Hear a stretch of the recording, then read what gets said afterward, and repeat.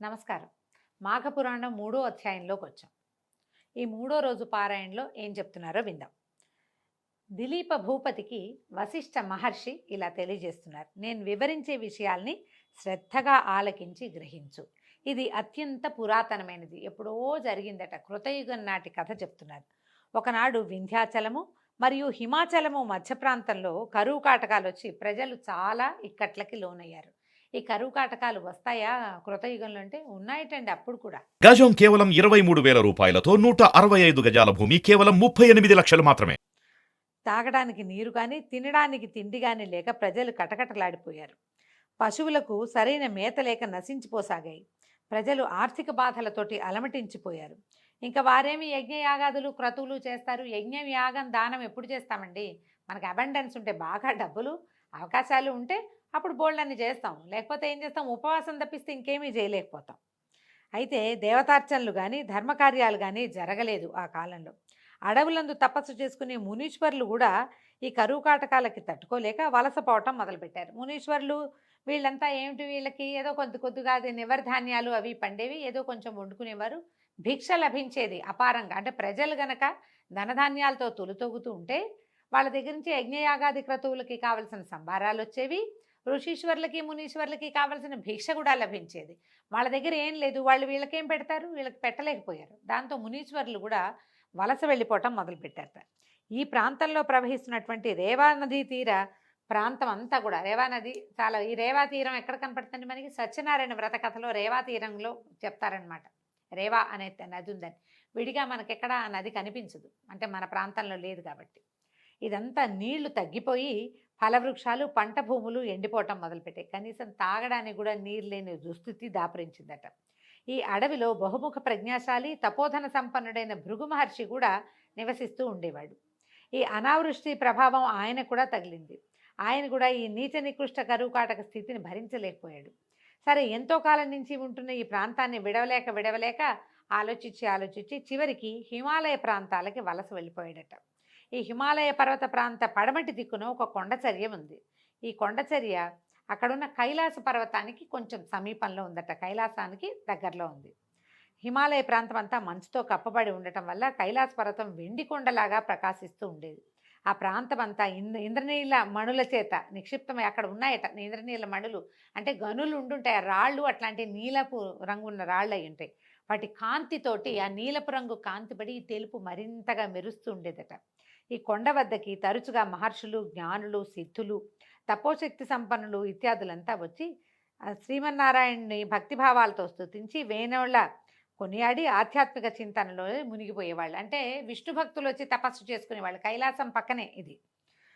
యక్ష కిన్నర కింపురుషాది గంధర్వులందరూ విహారానికి ఈ ప్రాంతానికే వచ్చేవాళ్ళట. దిలీప చక్రవర్తి అడుగుతున్నారు, మహాత్మా, ఈ పర్వత వైశిష్ట్యత కడు రమ్యంగా ఉంది, మరింతగా మరీ వింత కొలుపుతోంది, మరిన్ని విశేషాలు చెప్పండి అని అడిగేసరికల్లా అప్పుడు ఈయన వశిష్ఠ మహర్షి ఇట్లా చెప్తున్నారు. విషయ పరిజ్ఞానం సంపాదించుకోవాలని నీ కుతూహలం చాలా శ్లాఘనీయమైందయ్యా. నీ అభీష్టం ప్రకారమే మరింతగా చెప్తాను విను. ఇది ఒట్టి కొండ, ఏవో రాళ్ళున్నాయి, మెరవటమే కాదు, ఇక్కడ ఇంకా చాలా వింతలున్నాయి. ఈ వింత వన్యమృగాలు, పలు రకాలైన పక్షులతోటి నిండి ఉండే ఈ పర్వతరాజం మిక్కిలి విచిత్రమైనది. సాధారణంగా అంత మంచు ఉంటే పక్షులు ఉండవనుకుంటాం, కానీ హిమాలయ వర్ణనలో హిమాలయాల మీద చెట్లు ఉన్నాయని, కొండలు, పర్వతాలు, శిఖరాలు చాలా ఉన్నాయని, బోలెడు రకాల జంతువులను గురించి వర్ణన ఉంటుందండి. కాళిదాసు రాసినటువంటి మన కుమార సంభవ కావ్యంలో హిమాలయాల్ని భలే అద్భుతంగా వర్ణిస్తారు, చాలా బాగుంటాయి. ఇవి కూడా అందులో నుంచి చెప్తున్నారనమాట. ఇంతలి చెట్లు చిత్రాతి చిత్రములైన వర్ణములతోనూ ఫలపుష్పాదులతోని నిండి ఉండి కడు రమ్యంగా ఆకర్షణీయంగా ఉంటాయి. ఆ పర్వతరాజం 30 యోజనాల పొడుగు, 10 యోజనముల ఉన్నతమై అలరారుతూ ఉంటుంది. ప్రకృతి సౌందర్యాన్ని అంతటినీ సంతరించుకున్నటువంటి ఆ పర్వతరాజం దగ్గరికి భృగు మహర్షి వచ్చి ఆ పర్వతం యొక్క అందచందాలకు, సుందర నయనానందకర దృశ్యాలకు అచ్చెరువుంది కడు సంతోషాన్ని పొందాడు. తాను తదేక దీక్షతో తపస్సు చేసుకోవడానికి ఇదే అనువైన ప్రాంతమని అనుకుని అచోటనే తన ఆశ్రమాన్ని నిర్మింపజేసుకుని తపస్సు కొనసాగించాడు. ఇట్లు కొంతకాలం అయింది. భృగు మహర్షి యొక్క తపస్సు నిర్విఘ్నంగా కొనసాగుతూ ఉంది.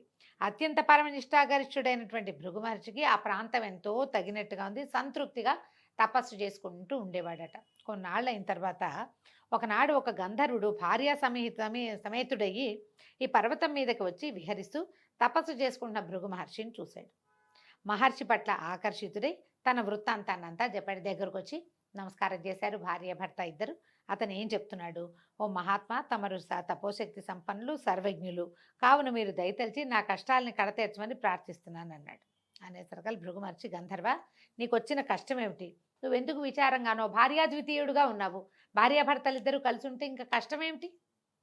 అదే కాదు అత్యంత సుఖమైన సంగతి. ఇలా ఎందుకు బాధపడుతున్నావు? నీ వృత్తాంతం అంతా చెప్పు. ఏ విషయం వల్ల నువ్వు బాధపడుతున్నావో నాకు అర్థమయ్యేలాగా చెప్పమన్నాడు.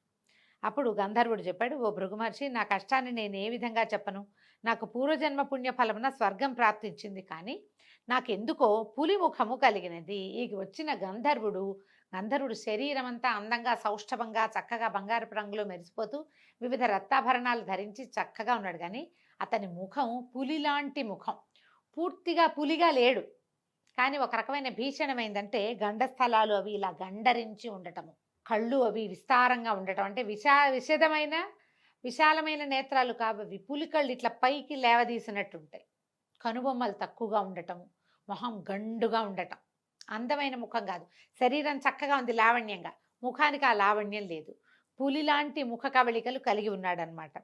ఈ పులి ముఖంతో బాధపడుతున్నాను. నాకు ఈ దురవస్థ ఎందుకు కలిగిందో తెలీదు. నేను చేసిన పాపం ఏమిటో నాకు బోధపడదు. మిగిలినవన్నీ బాగున్నాయి, నా భార్య కూడా చాలా బాగుంది అంటున్నాడు.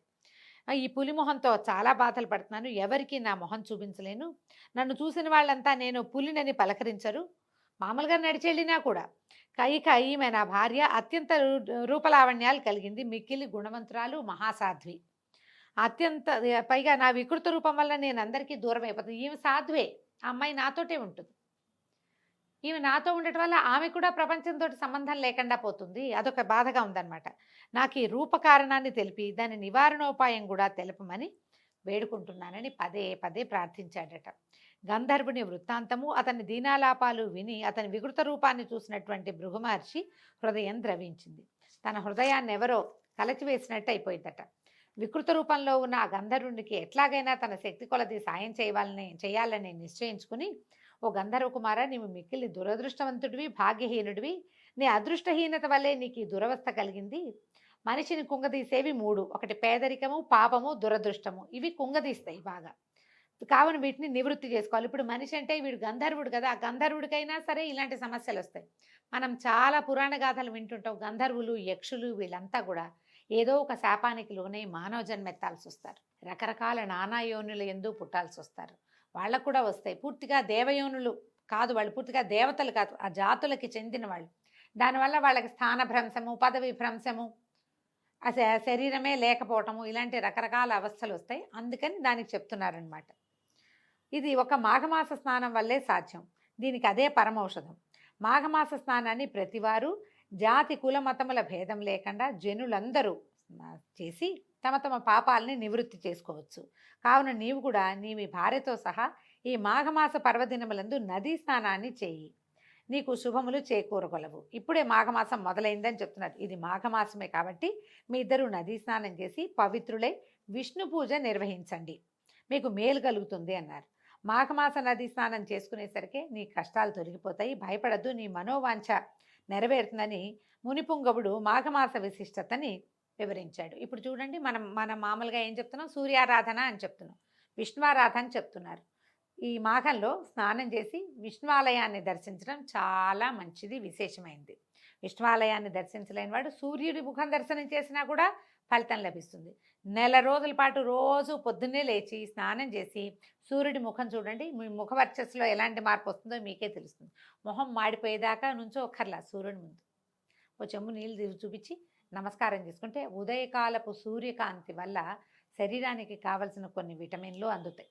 పొద్దున్నే లేవటం వల్ల మొహం వికాసంగా ఉంటుంది. తెల్లవారే లేచి స్నానం చేయటం వల్ల ఫ్రెష్గా ఉంటాం, ఆరోగ్యం బాగుంటుంది. స్నానం చేసి ఆహార స్వీకారం చేయటం వల్ల కూడా ఆరోగ్యం బాగుపడుతుంది. ఈ పొద్దున్నే లేవటం కోసం మనం ముందు రోజు రాత్రి పెందరాళ్ళే పడుకుంటాం, లేవాలన్న ఇంటెన్షన్ ఉంటుంది. ఇప్పుడు ఈ కాలంలో లేవటం వల్ల, పొద్దున్నే లేవటం వల్ల కాల విరేచనం అవుతుంది, కాలకృత్యాలు సమయానికి అవుతాయి, టైం కలిసి వస్తుంది.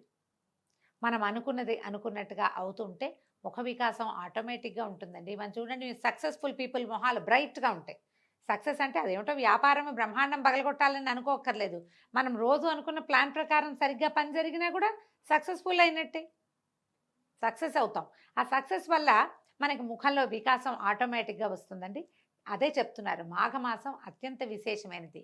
దీనికి పొద్దున్నే లేవడం, ఈ స్నానం చేయటం, సూర్యారాధన లేదా భగవదారాధన, మనం ఏది ఆరాధన చేసుకుంటే మన ఆరాధన క్రమాన్ని బట్టి మనం ఇంకేం చెయ్యం. మనకి సూర్యారాధన లేదు, ఇంకో ఆరాధన లేదు. కానీ సూర్యుడు అందరికీ అవసరం కదండి. ఆరాధన లేదు, సూర్యుడు మీకొద్దా? కావాలి ప్రతి వాళ్ళకి. సూర్యుడే కదా మన రోజుని నడిపేవాడు, మనకి పచ్చదనాన్ని ఇచ్చేవాడు, మన కళ్ళకి వెలిగిచ్చేవాడు, మన ఇంటికి ఆరోగ్యాన్ని ఇచ్చేవాడు సూర్యుడే. ప్రతి వాళ్ళు జాతి కుల మత విచక్షణ లేకుండా సూర్యుడికి నమస్కారం చేయవలసిందే. అది ఖచ్చితంగా చెప్తున్నారు. చూడండి, పురాణాల్లో కూడా జాతి మతం అని ఎందుకు చెప్పారు? నేను సూర్యుడిని ఆరాధించను, నేను గణపతిని ఆరాధిస్తాను అనేవాళ్ళు ఆ కాలంలో కూడా ఉన్నారు. గాణాపత్యము అలాంటి మతాలు ఉండేవి. అయినా సరే సూర్యుడికి నమస్కారం చేయాలి, స్నానం చేయాలని చెప్తున్నారు. గంధర్వుడు అతని భార్య కూడా శ్రద్ధగా ముని చెప్పిందంతా విన్నారు. మాఘమాస మహాత్మ్యాన్ని గ్రహించారు. వెంటనే సమీపమునందున్న నదిలో సతీ సమేతంగా గంధర్వుడు ముని చెప్పినట్లే స్నానం చేశాడు. అయితే కథలో చెప్తారంటే అంతే, ఇలా ఒక్కసారి స్నానం చేయగానే ముఖవర్చస్సు మామూలుగా అయిపోయిందని. ఈ నెల రోజులు మాఘ స్నానం చేయటం వల్ల, సూర్యారాధన చేయటం వల్ల, విష్ణువారాధన చేయటం వల్ల మాఘం అవ్వగానే అతనికి ముఖంలో మార్పు వచ్చిందని పద్మపురాణంలో చెప్పబడిందండి. మామూలు పురాణాలు ఒక్కసారి చేస్తే అయిపోతుంటారు, ఒక్కసారి చేస్తే కాదు, సమయం పడుతుంది, కానీ అవకాశం ఉంది. అయితే క్రమంగా అతనికి ముఖంలో ఉన్నటువంటి పులి రూపం పోయి అందమైన ముఖవర్చతోటి వెలిగిపోసాగాడు.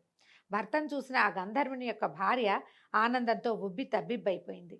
మిక్కిలి తేజస్సుతో సుందరమైన ముఖవర్చస్సుతోటి ప్రకాశిస్తున్న భర్తని కౌగిలించుకుంది.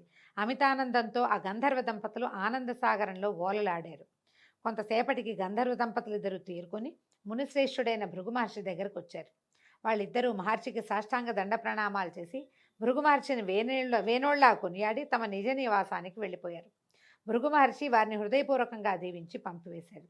ఈ విధంగా ఈ పులిముఖం కలిగినటువంటి గంధర్వ యువకుని చరిత్రని వశిష్ఠ మహర్షి దిలీప మహారాజుకు విన్నవించి, రాజా విన్నావు కదా ఈ మాఘమాస ప్రత్యేకత, కాబట్టి మాఘమాసంలో కేవలం నదీ స్నానం చేస్తేనే ఎలాంటి పుణ్యం సిద్ధిస్తుందో తెలుసుకున్నావు, కాబట్టి ఈ మాఘమాస స్నానాలని విశేషంగా చేయాలని ప్రచారం చేయమని దిలీప మహారాజుకి వశిష్ఠ మహర్షి తెలియజేశారు. దీంతో 3వ రోజు పారాయణ పూర్తయిందండి. రేపు ఉదయం 4వ రోజు పారాయణతో మళ్ళీ కలుసుకుందాం. నమస్కారం.